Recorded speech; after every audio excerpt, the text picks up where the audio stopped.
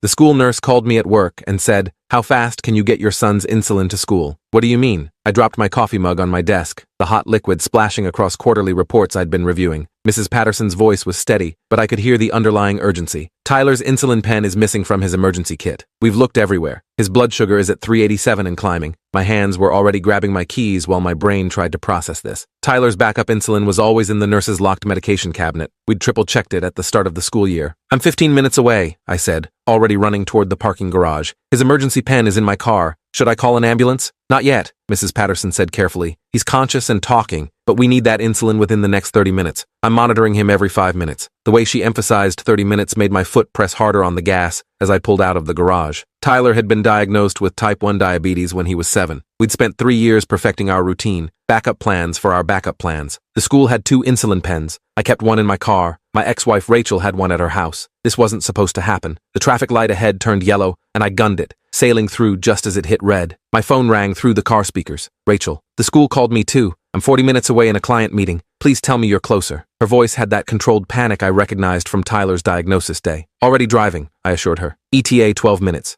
Mrs. Patterson texted me Tyler's latest reading, 402. At 450, we'd have to hospitalize him. At 600, he could slip into a diabetic coma. Each number on that meter was a countdown I couldn't afford to lose. I took the exit for Highway 9 at twice the posted speed, tires squealing. "Dad's coming with your medicine," I heard Mrs. Patterson tell Tyler through our still-connected call. "Just keep drinking water, sweetheart." Tyler's voice came through weak, but trying to sound brave. "Tell him not to speed. I'm okay." That broke me. Even at 10 years old, even with his blood sugar skyrocketing, he was worried about me. The elementary school parking lot came into view, and I pulled directly onto the sidewalk by the main entrance, not bothering with a proper space. I grabbed the insulin kit from my glove compartment and ran through the doors, ignoring the security protocol of checking in at the front desk. The secretary, Mrs. Chen, just pointed down the hall. "Nurse's office. Go." Tyler was lying on the narrow bed in Mrs. Patterson's office, his face flushed and breathing shallow. The glucose meter next to him showed 411. Mrs. Patterson already had an alcohol wipe ready. I pulled out the insulin pen, dialed the correct dose, we'd practiced this so many times, and injected it into his arm. The medicine would take 15 minutes to start working. 15 very long minutes. "How did this happen?" I asked Mrs. Patterson while holding Tyler's hand. "Where's his regular insulin?" She pulled out a form on her clipboard. "Someone checked it out this morning at 8:47 a.m. The signature, it's not one I recognize." She showed me the medication log. Someone had signed R. Morrison in handwriting I'd never seen before. "Who has access to the medication cabinet?" My mind was racing through possibilities.